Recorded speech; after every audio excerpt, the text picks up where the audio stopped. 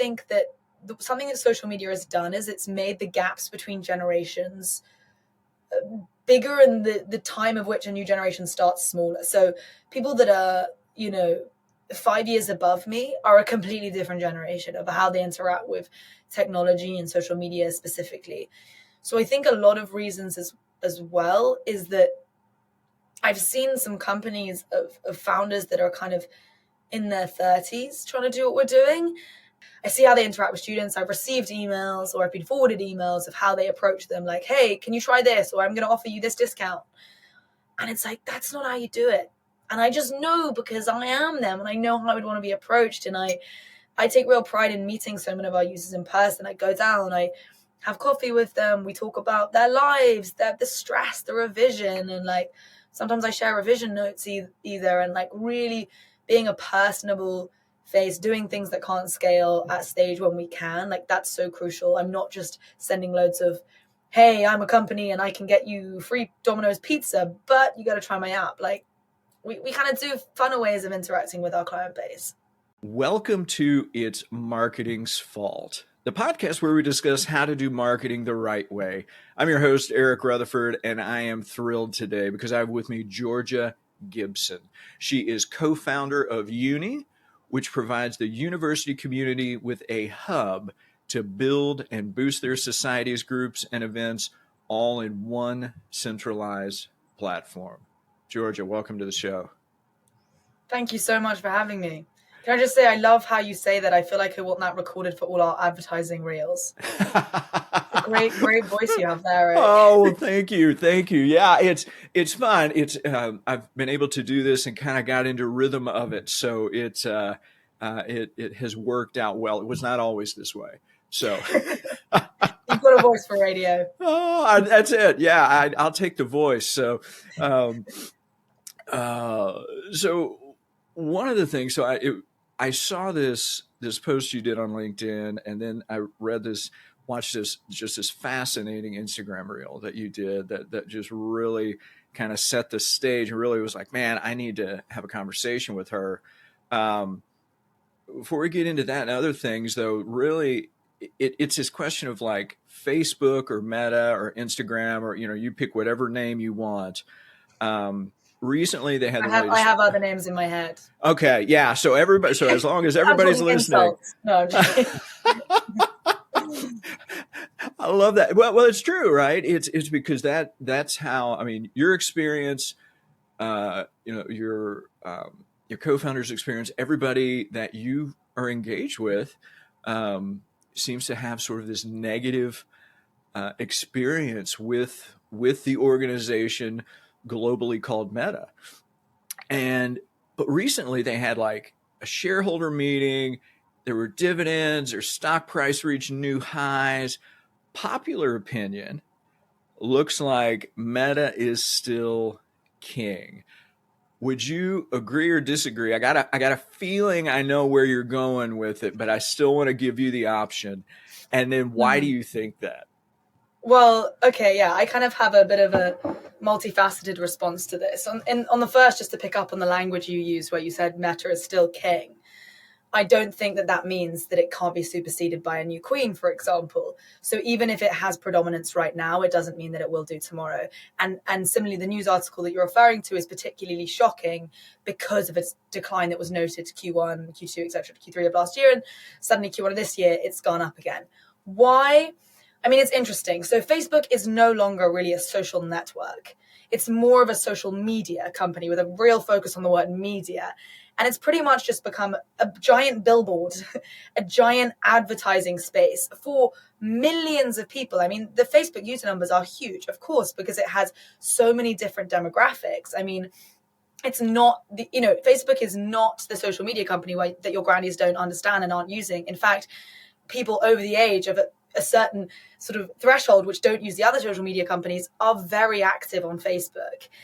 And so in terms of like advertisers bang for your buck kind of situation, something that Facebook is very good at because it has such like a monopoly or a plethora of different features in the platform, whether it's through chat or events, etc., even though it's completely scattered and trying to do everything and ultimately is not really doing any of it well, it does have loads of data on people, and it allows you to do very targeted advertising for huge demographics and huge numbers.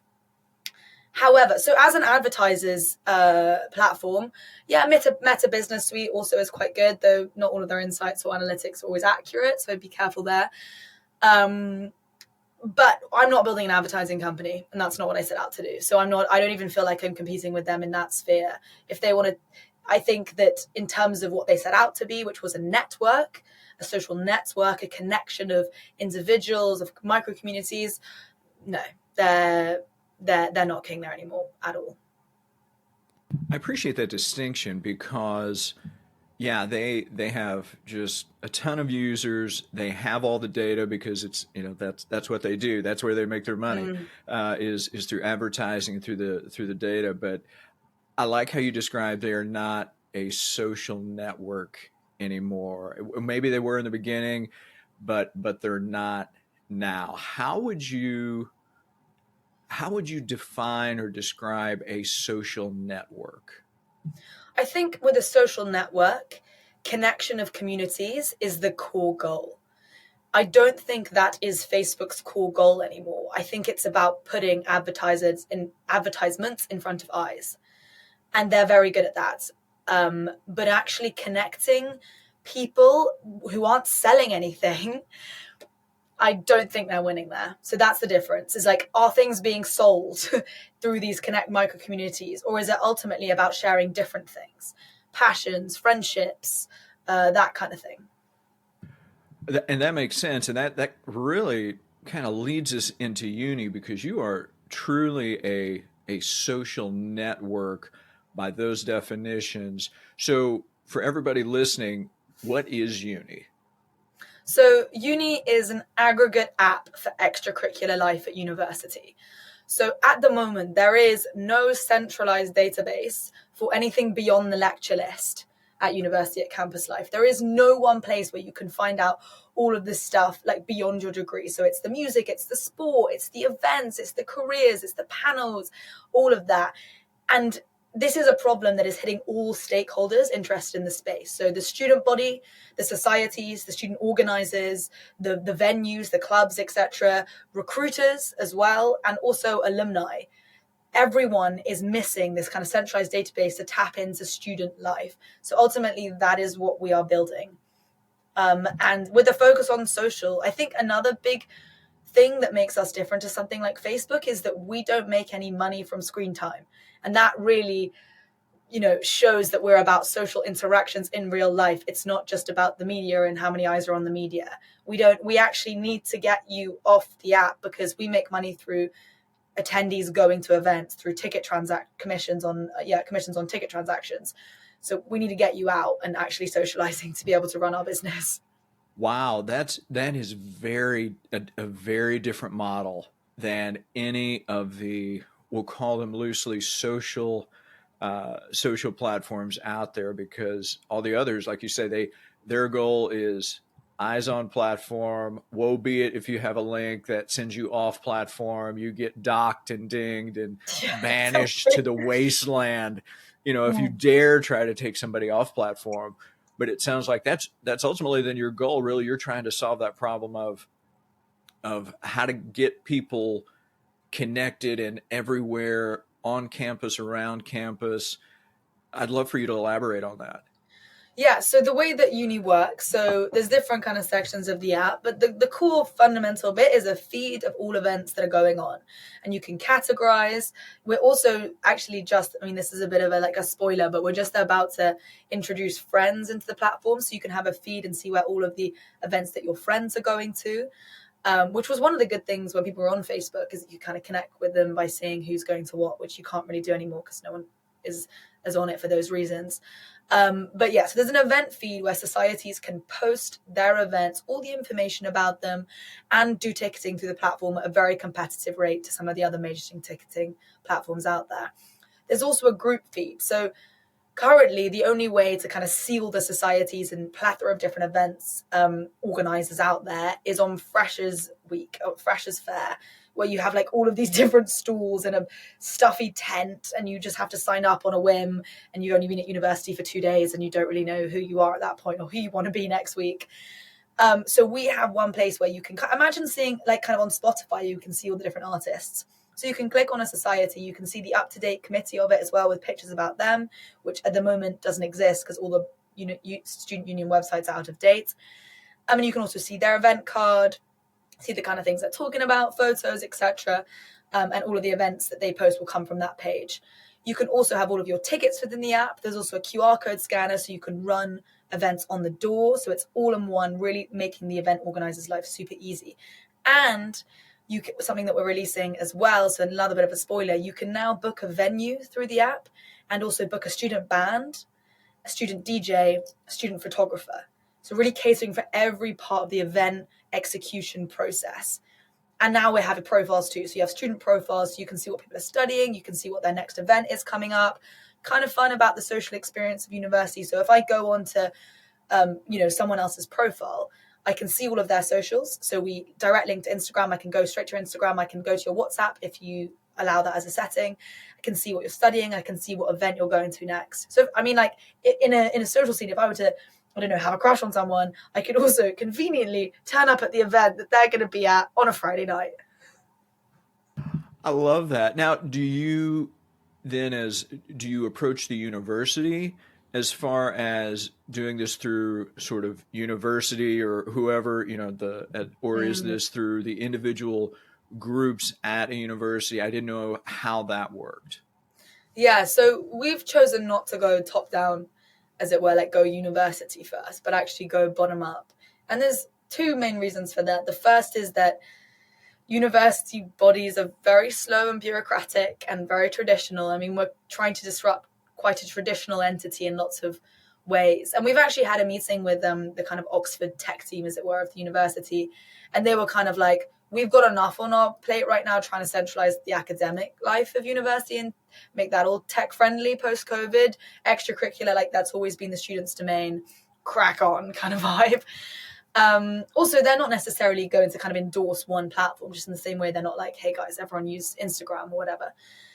The second reason that we're really approaching all of the societies is that our whole brand is really about platforming the like student hero and the society organizers. So we have, and I pride myself on these, like really good relationships with the people that are organizing everything, the society presidents and the students themselves. And our brand is really about that. We're a micro community platform, and we want to build out our relationships with the micro community organizers.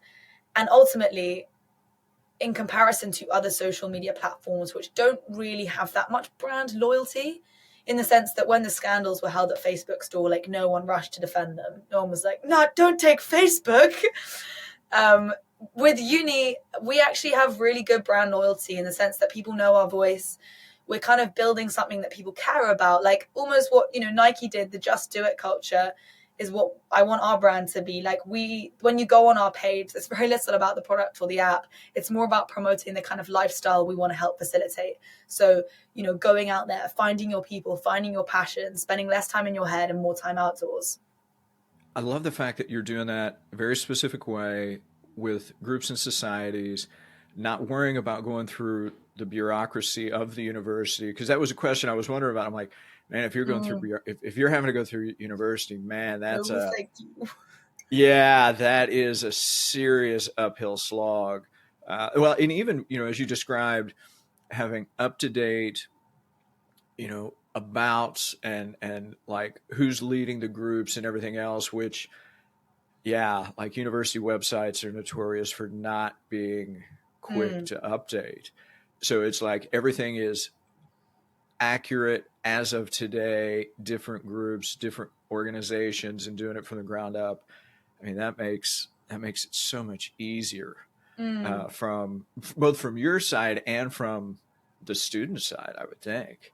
Completely. But that's not to say that we haven't spoken to like the official departments within university. So currently, actually, my co-founder is on a call in the other room with Oxford Alumni Network, because right now that's another very data blind process, in the sense that they like ring up and they go, hey Georgia, you were at Oxford in year blah, blah, blah, blah. Do you want to give money? And I'm like, hold on, what? Whereas if I could say, hey George, you were at Oxford, you were part of Oxford netball team, they're looking for a new kit, we know that or like you were part of Oxford Women in Business and they want a new sponsor, way more and more likely to kind of respond to that. And ultimately, if you get a commission on that transaction, that's big money. Well, I like that too because it's very targeted, man. The word targeted comes to mind, but it's not somehow in this context. It feels a little, I don't know, but it's very specific for that group, and it could really solve a problem for donations and alumni as they're able to go, okay, we have a need. Here's their background. This, it fits them uniquely. Yeah. And help with that conversation. I mean, that kind of leads on to a point about data, which I feel I should mention at this point, because I could say, like, how come you're just giving that data? I mean, ultimately, we're about to go into quite an interesting data time as like things become cookieless and zero-party data. So that is the data that you kind of consent to give out in a simplified understanding. And every data point that we collect on a student is very much consented. So for example, they click what they're interested in and they can click to make private or make public what events they're going to and what societies they're part of.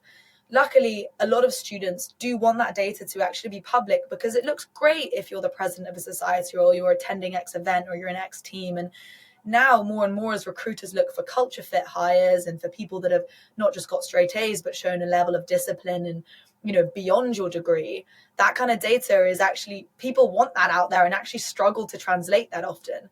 So similarly, we're going to have the option where you can, once you pass to be a student university, you can be an alumni, and actually targeted alumni correspondence, which isn't just like blanket emails like come to this event and give us millions of pounds, but actually like, hey, we're doing a meetup with the football team that you were in.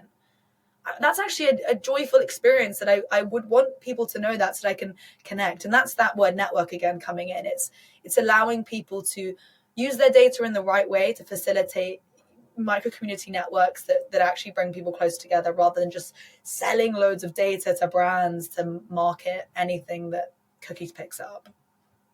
I like how you said that, using the data in the right way. It's like, this is the ideal way to use data from a personal vantage point as opposed to a corporate vantage point, much like Meta, much like the others, where they're trying to use data for, honestly, to build shareholder value, whereas you're really trying to highlight the value to the individual user and it sounds like then giving them full authority over their own data, what they share, what they don't, and a lot of it they want to share. Yeah, and it's in the same vein of the kind of recruiter standpoint for a platform like Youni, is that we connect societies and sponsors. So societies want money, they need funding, and they want, Consulting Society wants to be sponsored by McKinsey, they want to be connected.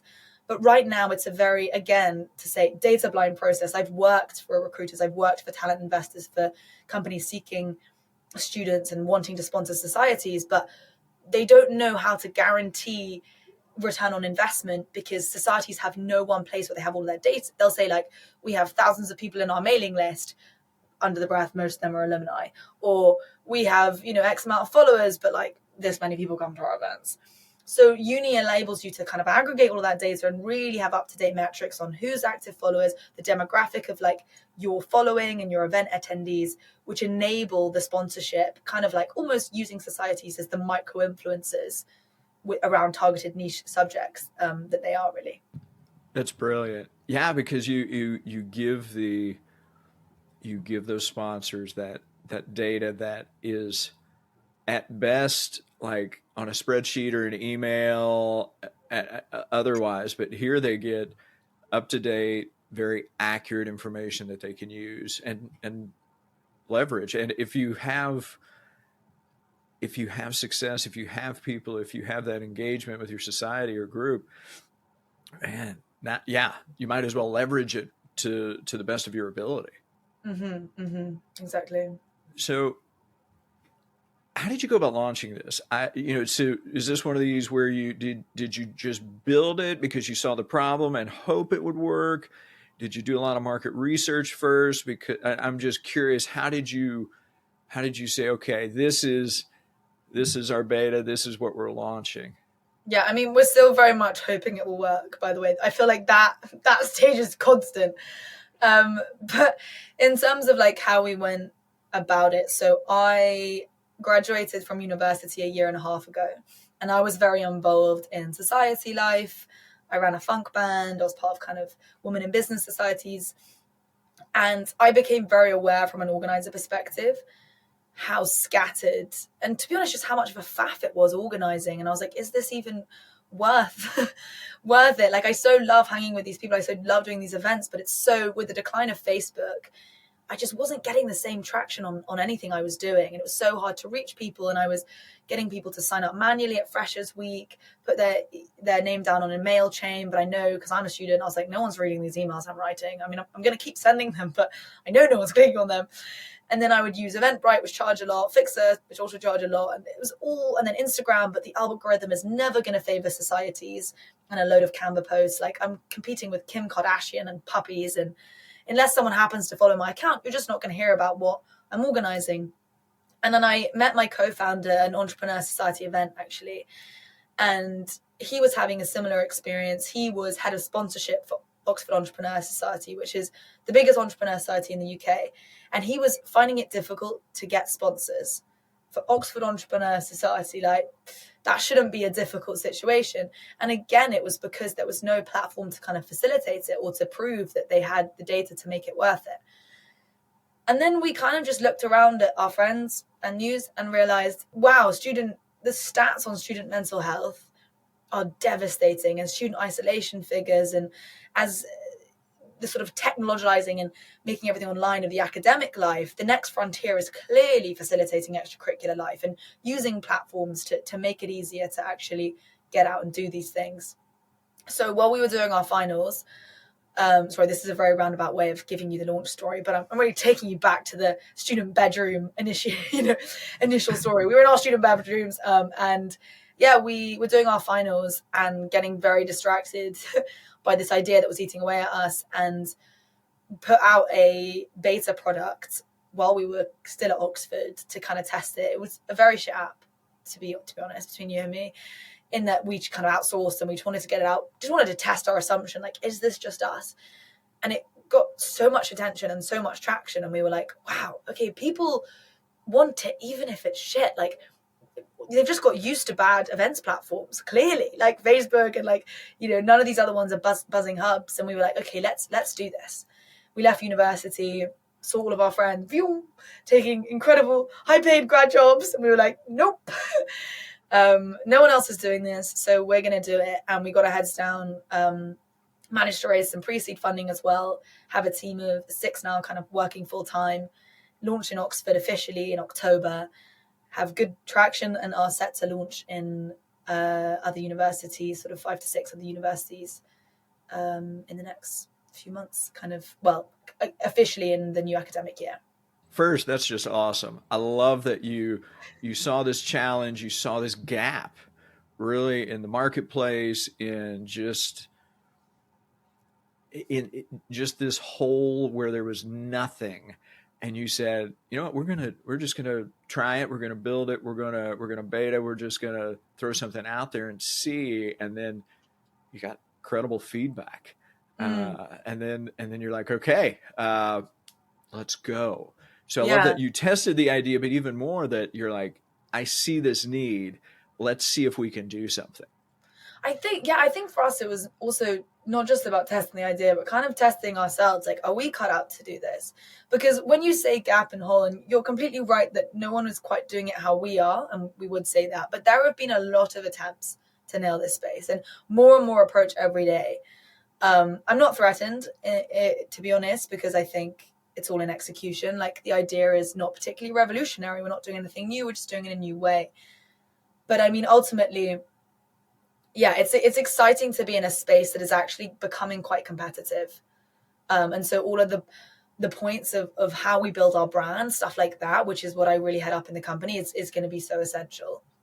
And that's a very good point, because there is competition. I'm sure the roadsides are littered with other companies who have made the attempt, who haven't succeeded. So it sounds very much like the way you're going about it, you're just going after a unique point. You're not trying to be everything to everybody, and Mm. you're doing it in a very particular way, and that seems to be very much to your advantage. Yeah, it's funny you should say that when you say the roadside's littered, because it very much feels, if I feel like I'm kind of like trudging through like up Everest and I can see all the dead bodies, because people message me on LinkedIn and they go, "We tried to do what you're doing. Get out of it, don't do it." And I've had proper conversations. Some people are like, "Wow, we wish we did it in this way. Like, we want to tell you what we learned so that you can like fast track what you're doing." And some are like, genuinely, someone who got quite far was like, "Don't do this. This is a bad idea." And I was like, I mean, most startups fail because people give up. So I was like, hey, that's the one difference. I mean, you've done amazing things, I'm sure, but you're not doing them now, and you're not us, and you're not our team in this. But it's I think it's because it's such a universal problem. Like, most people have been to university and struggled in this way. But it's a particular time right now where Facebook is, amongst Gen Z, is projected to kind of drop usership 45% year on year. And again, like, the focus on micro communities and people seeking and struggling and kind of seeking more solutions. I think it is a particular optimum time, and also mobile technology and all of that. So I'm excited as much as I am aware that I'm entering a very, competitive space that has had a lot of failures in it. And I'm just kind of walking over the bodies at this point. But like you say, it's a unique time because sometimes ideas and companies and businesses, they're almost too early to the scene, Mm, where it's they have the idea but like people aren't ready for it yet. yeah. Where it sounds like now people are ready for what you're offering. Like this is the post Facebook era, whereas even 5 years ago, Exactly. there was I really agree. there was very much that And also that post COVID, ah which has really yeah. changed the psyche of my generation. And also, I think that something that social media has done is it's made the gaps between generations bigger, and the time of which a new generation starts smaller. So people that are, 5 years above me are a completely different generation of how they interact with technology and social media specifically. So I think a lot of reasons as well is that I've seen some companies of founders that are kind of in their 30s trying to do what we're doing. I see how they interact with students. I've received emails, or I've been forwarded emails of how they approach them, like, "Hey, can you try this?" Or, "I'm going to offer you this discount." And it's like, that's not how you do it. And I just know, because I am them and I know how I would want to be approached. And I take real pride in meeting so many of our users in person. I go down, I have coffee with them. We talk about their lives, the stress, the revision. And like, sometimes I share revision notes either. And like, really being a personable face, doing things that can't scale at stage when we can. Like, that's so crucial. I'm not just sending loads of, "Hey, I'm a company and I can get you free Domino's pizza, but you got to try my app." Like, we kind of do funner ways of interacting with our client base. I love that, and it's so funny you say some of that. I interviewed Jacob and Jonah from Lucid Meme recently, Yeah, I and love them just guys. they were a hoot, and we were just having this conversation because I'm an old guy. I can't help it. I'm like 50, so I'm old, and we were talking about this very different. Life's just different, and at different ages, and very much Mm, you are I say post university, but you still are in that demographic range where you feel their pain, like you know exactly what they're going through, and mm, whereas others who are older, they just don't. Like mm. it's technology's been moving so fast that truly gives you a huge advantage. And you mentioned something that I had never thought about, this idea of sort of generations sort of shrinking in terms of age ranges by technology. Would you Mm. elaborate on that? What have you seen in that regard? Yeah, big time. So, and I actually have a theory about this that I'll come on to. So it's, you can kind of measure it to when different versions of like the iPhone or different apps came out, of like what the generation is defined by. So, and also trends and everything, and how we sort of interact with pop culture. So when I was growing up, TikTok and iPhones came in when I was in my teens, but not from the start. I didn't grow up like looking at an iPad at all. Whereas obviously a lot of people now are. And I have this theory that my generation, the generation that got introduced to social media and iPhones in their teens, but not at the start of their teens, are actually in a bit of a privileged space with regards to finding a solution to a lot of the problems that are emerging because of overexposure to these platforms. Because I think that I both sit on the bridge between understanding the dopamine cycles, the like doom scrolling and the come downs the social media can give you and the addiction of it. But also I knew a world before that. I know, and I can also come out of it. And I was very aware when I was growing up what was kind of going on and the change between how we would interact with each other as a result of it. We kind of saw it happen.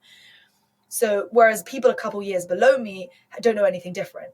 So I feel actually really responsible, and this actually comes to a lot of the reasons I do what I do, is I feel actually personally responsible to be the person within this little pocket of time that finds a solution, because I don't think it's possible in other ways. So I think I have to do it for the generations below me, because I know I'm not so out of touch that I don't understand what they're talking about or feeling, but I can also see a way out. You have calling seems like the wrong term, but there's something in that. It's like you, excuse me, you. It sounds like okay. You have enough perspective to say, hey, I want to. I don't want you to Mm, get stuck in social media, yeah. and I'm close enough to you that you still listen to me, right? So I mean, for lack of a better term, it's like, but Yeah. like you can speak into their lives, and they listen, and you have that impact, and so Mm, it's like, I hey, hope how do we so. get you? I think so. Please listen. But how do you but getting them out of that, and like you say, getting them to events, getting people to actually look at people not through a camera or through a screen, and just have a conversation, a cup of tea, and just This I just actually experience it. find really special in that, so other social media companies, they make money by kind of keeping their user base in a sub depressed state so that I reach for the dopamine kick. So like ultimately, when do you go on Instagram? It's normally because you need a bit of a boost. You don't go on when you're feeling super in the zone, super productive, super happy, super involved or engaged by something else. You go when you're feeling maybe a bit full, maybe a bit sad, maybe a bit anxious, and then you get that kick. And that's how that's how these companies need you to be, so that you stay on the platform and you keep reaching for these dopamine loops. As I mentioned before, like we don't make money in that way from screen time, and also we need our user base to feel confident and secure and happy so that they go to events and put themselves out there and join groups and explore and want to expand and leave their comfort zone. So as my job in the company is kind of marketing and sales and creative direction, all of that, and I often say that I have to engineer smiles for a living, because that's really what it is. I need to make people, give them the confidence through our brand, through our marketing, that they can join all of these things. And that, I think, is another unique facet to our social networking company, is that we really need people to be social to go on it. We really need you to feel like socializing. And if you're in a doom scroll state, you don't feel like socializing. So the best thing that I can do through everything, every interaction I have, leading by example, being socially hopeful, hopefully I come across that way, or, but also through my content, is all led to make people feel happy and emboldened and seen and heard. I love that, giving them confidence and helping them to have that confidence to interact, because it's true. It's like when you are not feeling confident, you do scroll, you lurk, you do all of those things because you're Mm. just afraid of reaching out. You're Yeah, afraid you of just feel a bit going empty and somewhere. you need topping up. And the quickest way to top up is through tapping. It is, it is. And you talk about marketing uni.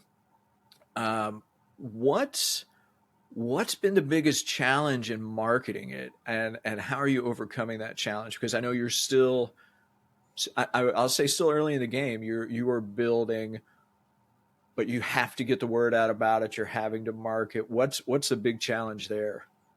Yeah, I mean, it's exactly that. It is that kind of balance of being early, but also having to push forward, like kind of you're a company bigger than you are, or at least sell the vision as much as like the present.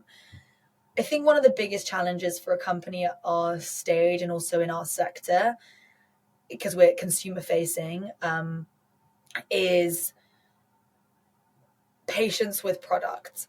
So it takes time to get product market fit and to really build something which works for multiple people using it, and we're early stages and things crash and there are bugs that are missed and that come out in the wash.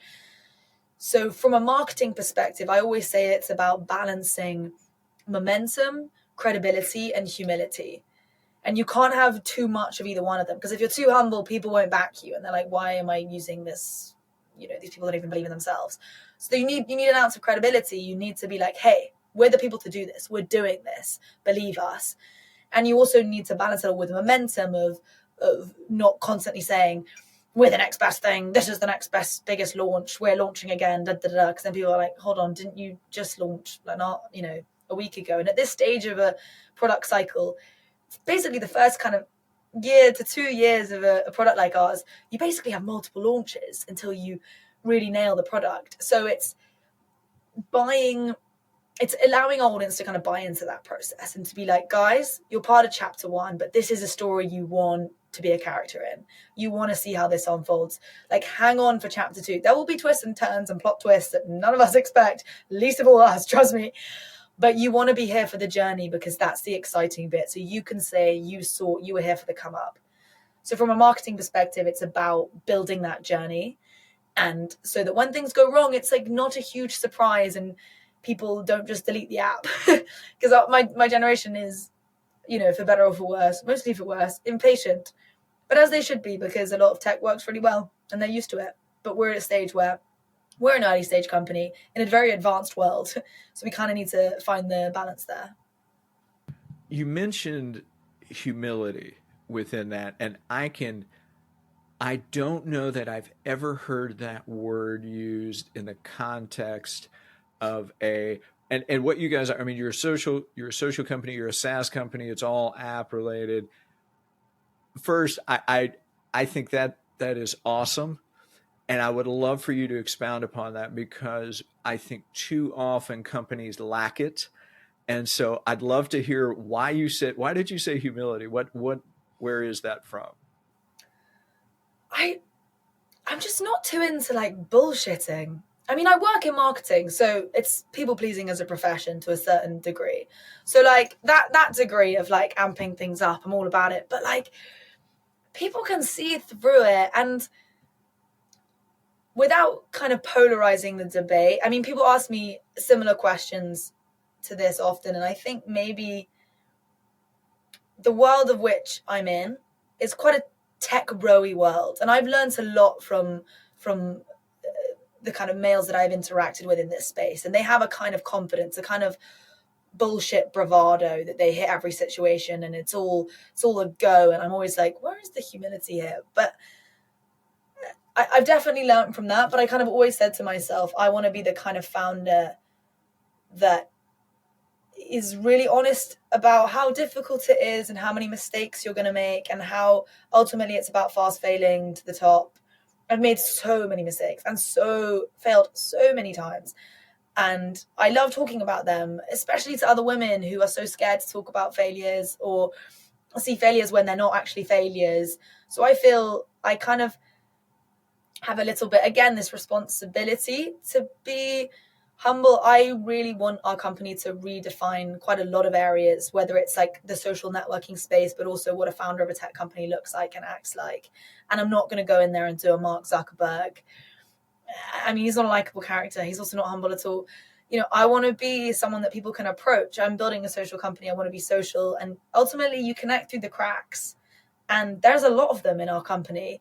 But if you point them out, you can do like that, the Japanese, I can't remember what it's called, like kintsugi, where you paint gold through the cracks and it becomes beautiful. I really, really believe in that.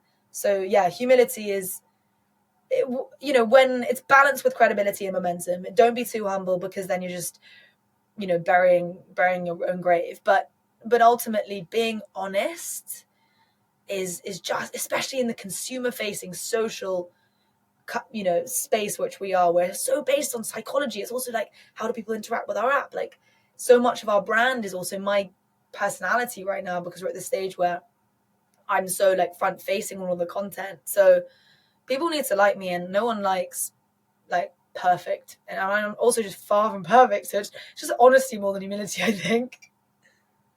Well, and I like how you say it's the humility balanced with the credibility. It's not like you're going like, I am only a screw up.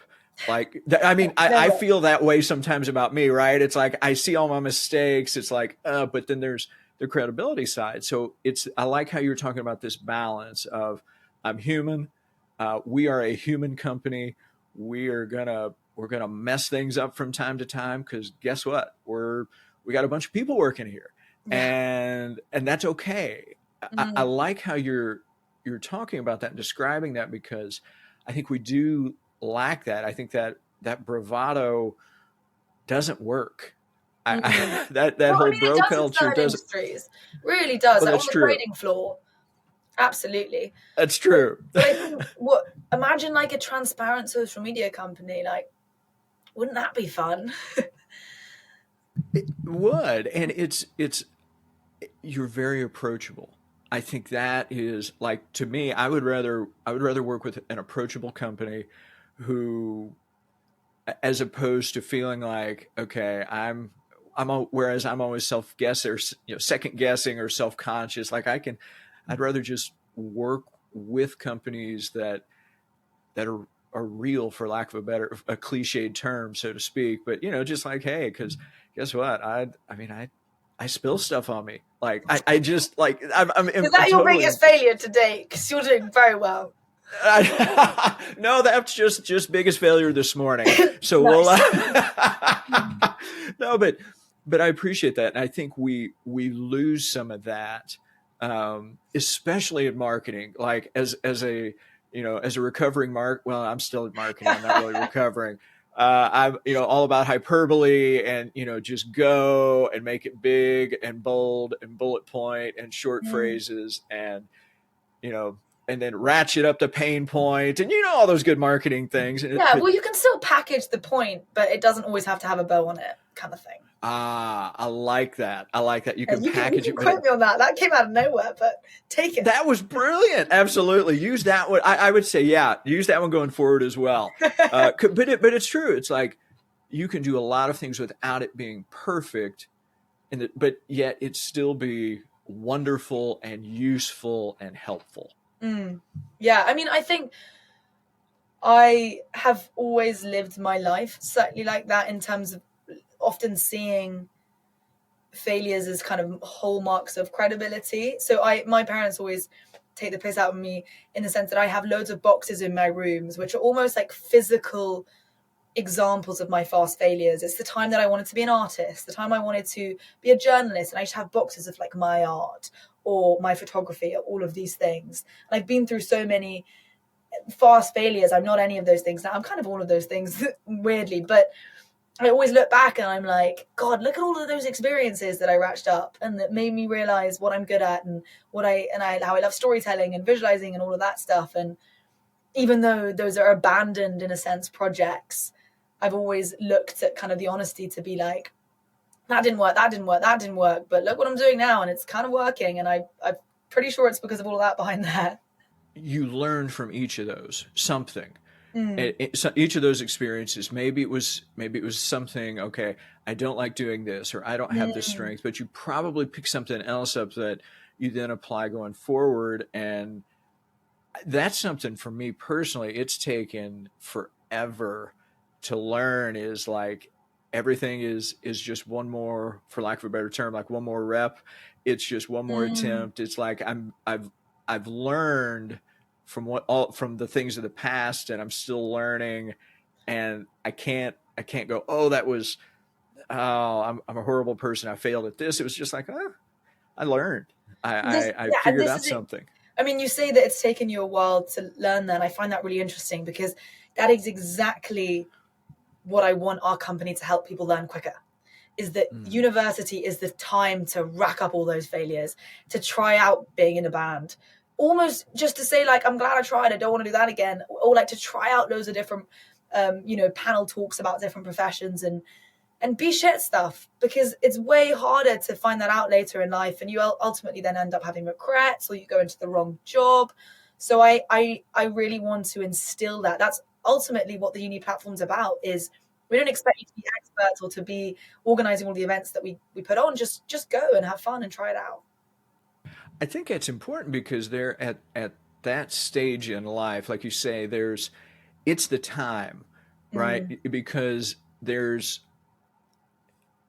it may be safe, but there's the repercussions, like long lasting. You're not having to make a career change. You're not Mm. having to juggle career and like family and job and locate. Like there's just I mean, don't get me wrong.